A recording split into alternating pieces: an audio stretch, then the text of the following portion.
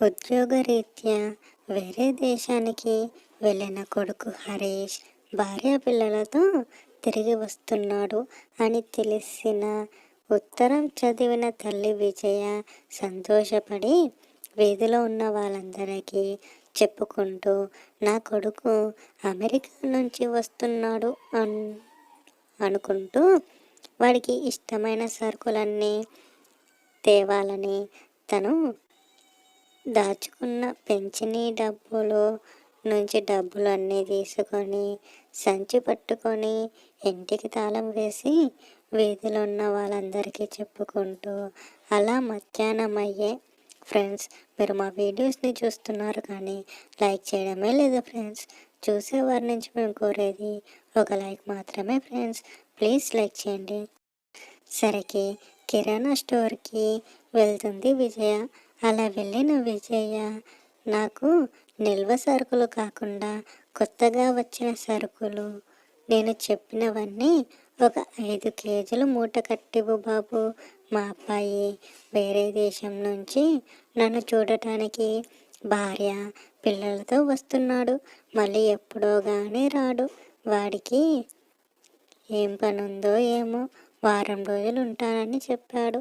అందుకని వారం రోజులు సరిపడా రోజుకి కేజీ చొప్పున 5 కేజీలు సామాన్లు అన్నీ కట్టివు బాబు అని చెప్పడంతో అదంతా విన్న షాప్ ఓనరు, ఏంటమ్మా మరీ ఇంత ప్రేమ, పైగా నీ కొడుకుకి పెళ్ళైపోయి పిల్లలు కూడా ఉన్నారు, అయినా కానీ నువ్వు మరీ చిన్న పిల్లాడిలా చూసుకుంటున్నావు, చిన్నప్పటి నుంచి ఎంత బాగా చూసుకున్నావో అర్థమవుతుంది. అలాగేనమ్మా, ఇందాకే కొత్త సరుకులు వచ్చాయి, ఆ సరుకులు మాత్రమే నేను కట్టిస్తాను అని చెప్పి కేజీల చొప్పున గట్టిగా కట్టి విజయ్కి ఇస్తాడు. బాబు ఎంతైంది అని అడగని, నీ ప్రేమకి ఆప్యాయతకి నేను అన్నిట్లోనే డిస్కౌంట్ తక్కువగానే తీసుకుంటానమ్మా అని మొత్తానికి 500 రూపాయలు తీసుకున్నాడు. చాలా సంతోషం బాబు, మా మనవడు మనవరాలు వస్తున్నారు, వాళ్ళకి ఏమైనా కొనిద్దామనుకున్నాను, డబ్బులు ఇవి, నువ్వు నీ మంచితనానికి చల్లగా ఉండు బాబు అని చెప్పి ఆ సామాన్లన్నీ ఆటో అతనిని పిలిచి ఆటో ఎక్కించి వాళ్ళ గుమ్మం దగ్గరకు దింపు బాబు, నా కొడుకు కోడలు పిల్లలతో వస్తున్నారు, వాళ్ళకి ఇష్టమైనవన్నీ చేసి పెడతామని సామాన్లు కొన్నాను. ఫ్రెండ్స్ ప్లీజ్ లైక్ చేయండి ఫ్రెండ్స్.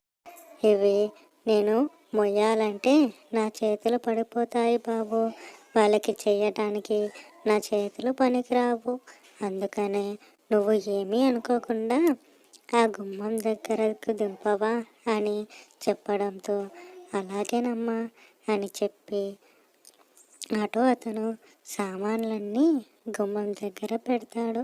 చాలా సంతోషం బాబు, ఎవరు కూడా ఇలాంటి ఇంటి దగ్గర దింపిన తర్వాత డబ్బులు తీసుకుని వెళ్ళిపోతారు వాళ్ళు ఉన్నారు, కానీ నీలాంటి మంచి వాళ్ళు నేను ఇప్పుడే చూస్తున్నాను.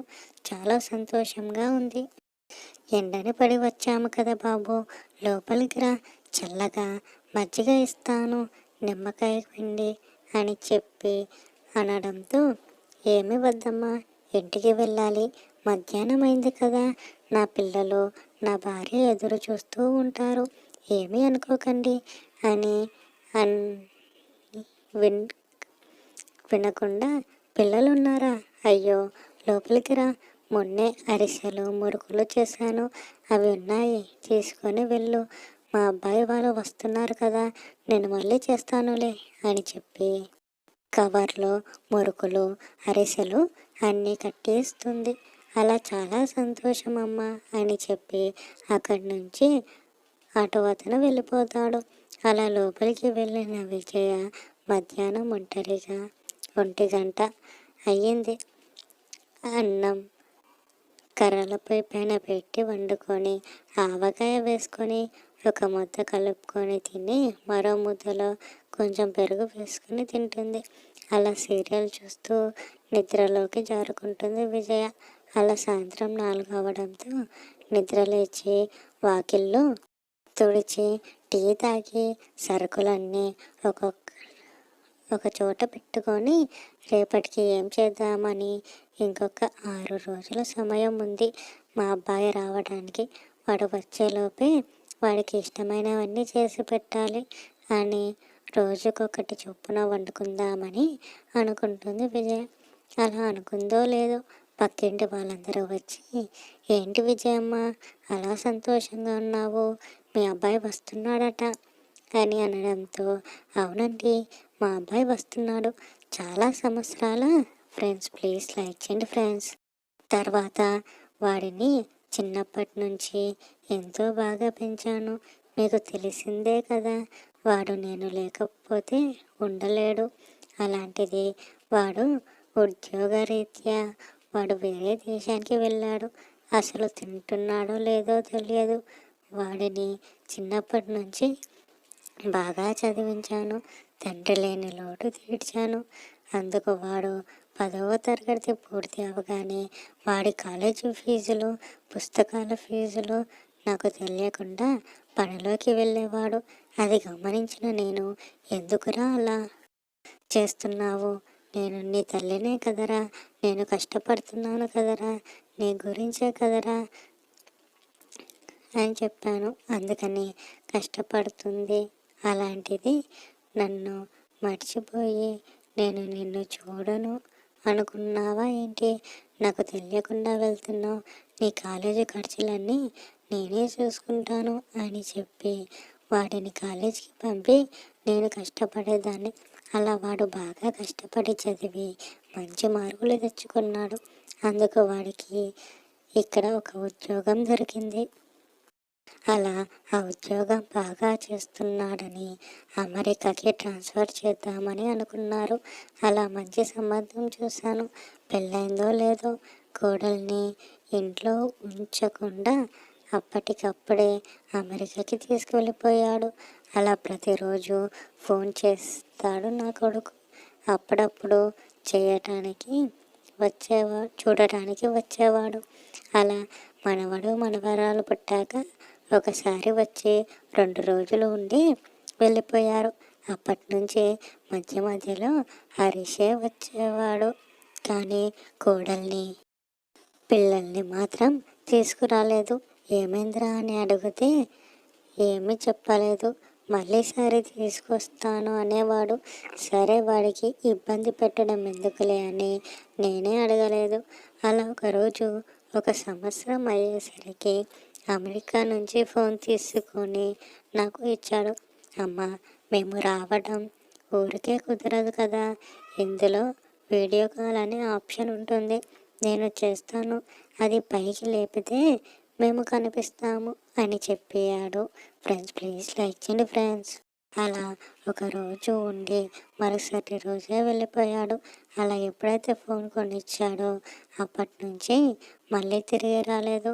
అప్పటి నుంచి కూడా ఈ వీడియో కాల్లోనే మాట్లాడుకునే వాళ్ళం. అలాంటిది ఉన్నట్టుండి ఏమైందో తెలియదు, కానీ ఉత్తరం రాశారు, ఫోన్ కూడా చేయలేదు. వాడు వస్తున్నందుకు నేను మార్కెట్కి వెళ్ళి సామాన్లు తీసుకొచ్చాను, రోజుకొక వంటకం చేసి పెడతాను, వాడు వచ్చేసరికి అన్నీ పూర్తవుతాయి. ఫ్రెండ్స్, మీరు మా వీడియోస్ని చూస్తున్నారు కానీ మాకు సపోర్టే చేయడం లేదు ఫ్రెండ్స్. మీరు ఒక లైక్ చేస్తే మాకు సపోర్టివ్గా ఉంటుంది ఫ్రెండ్స్. అందుకని చూస్తున్న వాళ్ళకు లైక్ వేయండి. ఆ మాటలు వింటున్న వాళ్ళు, ఏంటో ఈ పిచ్చి ప్రేమ, చిన్నప్పటి నుంచి బాగానే చూసుకుంది, ఎప్పుడైతే జాబ్ వచ్చిందో వెంటనే తల్లిని విడిచి వెళ్ళిపోయాడు హరీష్. అలాంటి వాడు తిరిగి వస్తున్నాడంటే ఏదో ఉంటుంది కదా మనసులో అనుకొని అక్కడి నుంచి ఏదో మాట్లాడుతూ వెళ్ళిపోతారు. విజయ మాత్రం సంతోషంగా కొడుకు వస్తున్నాడు అని పిండి వంటలు చేసి పెడుతుంది. ఫ్రెండ్స్, చూసినందుకు థ్యాంక్స్ ఫ్రెండ్స్. ప్లీజ్ ఒక లైక్ వేయండి. Thank you all.